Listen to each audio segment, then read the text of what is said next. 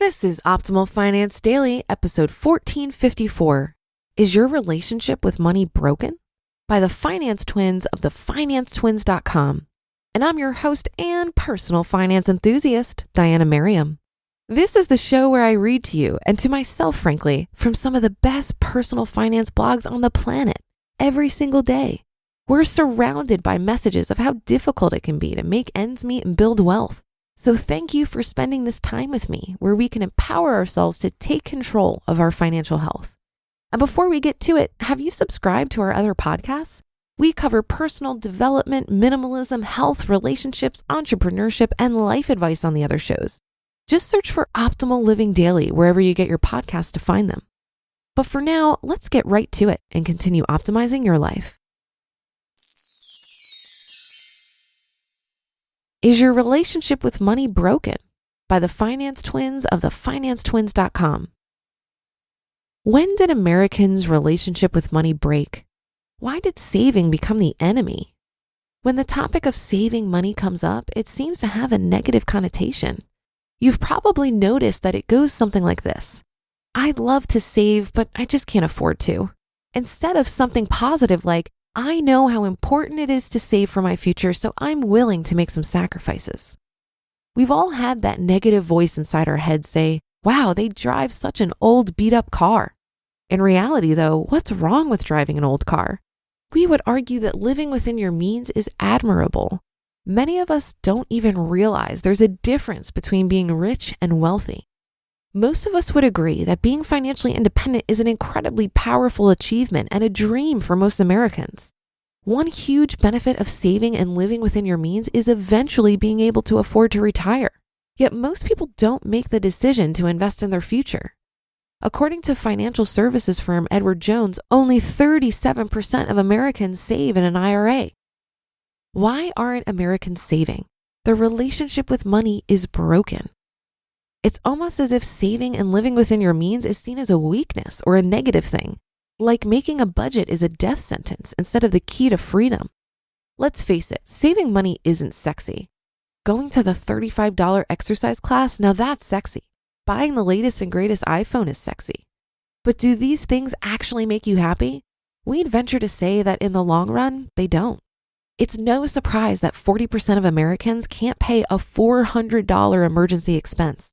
After all, the average personal savings rate was only 2.8% in April of 2018, according to the Federal Reserve Bank of St. Louis. This helps to explain how U.S. household debt reached a new peak of $13.21 trillion in the first quarter of 2018. But things weren't always this way. For many years, Americans actually were able to save their money. In fact, the savings rate following a recession in the 1970s got as high as 17% in May of 1975.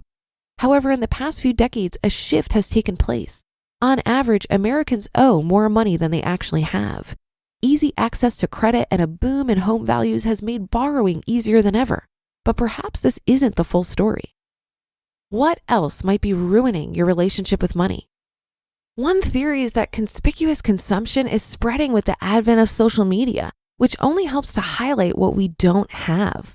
With Facebook, Instagram, and Snapchat, the first images many people see when they wake up are of luxuries they only dream of having in real life.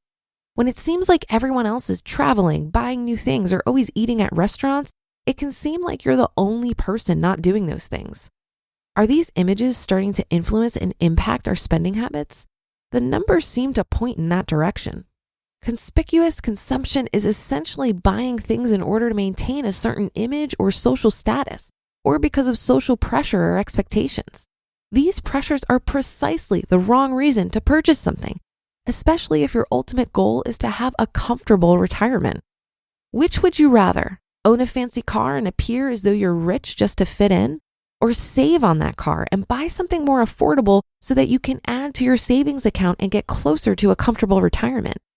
We think the answer is clear. There's nothing glamorous about owning a Mercedes if in reality you're broke and living paycheck to paycheck. Ouch. While painfully obvious, it's critical to understand that a small increase in your savings rate, such as from 3% to 6%, would allow you to save 2 times as much money while not meaningfully changing your standard of living.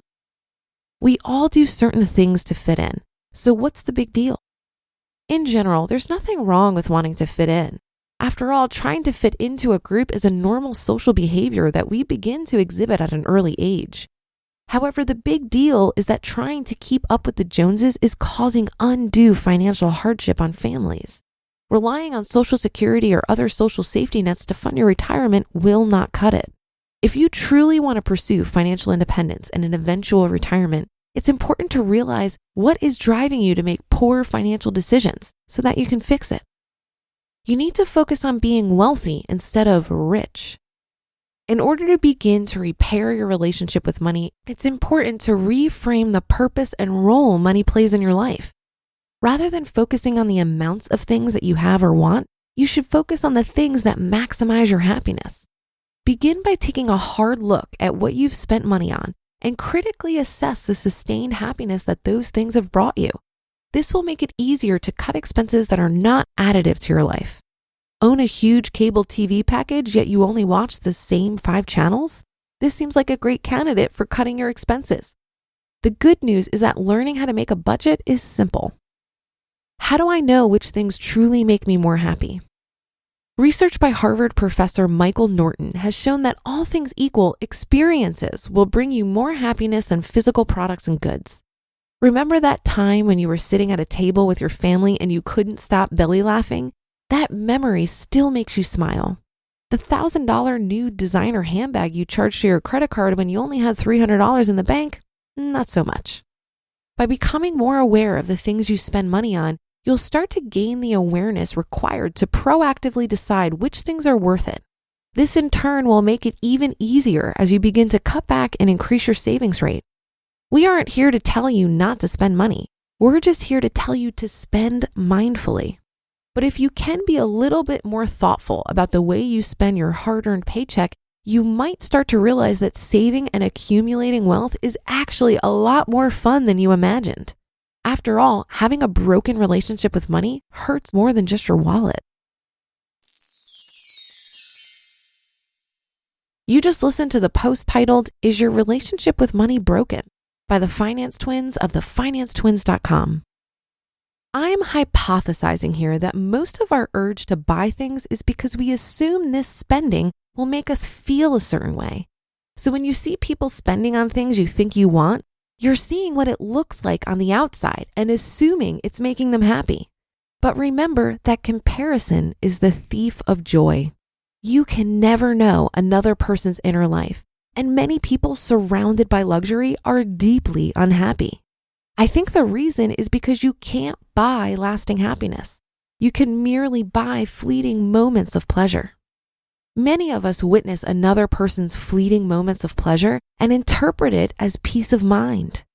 While you can't buy real lasting happiness, you can cultivate it through the way you spend your time and energy and the people you surround yourself with. And this is where money plays a very important role. It can give you more autonomy over your time and energy. While this article states that saving isn't sexy, I couldn't disagree more. What is sexier than freedom and options? Think of it this way. I'm sure that many of you believe that a new Tesla would be a hotter ride than my 2010 Mazda 3, for example. But a fancy car is just not my style of status symbol. Walking away from my full-time job and spending my time doing anything I want is much more appealing to me than posturing with a fancy car. So I drive that Mazda 3 with pride, and I have a bumper sticker on it that says, "My other vehicle is a 401k, just to annoy the Teslas driving behind me." And that should do it for today. Have a happy rest of your day, and I'll see you in the Thursday show tomorrow, where your optimal life awaits.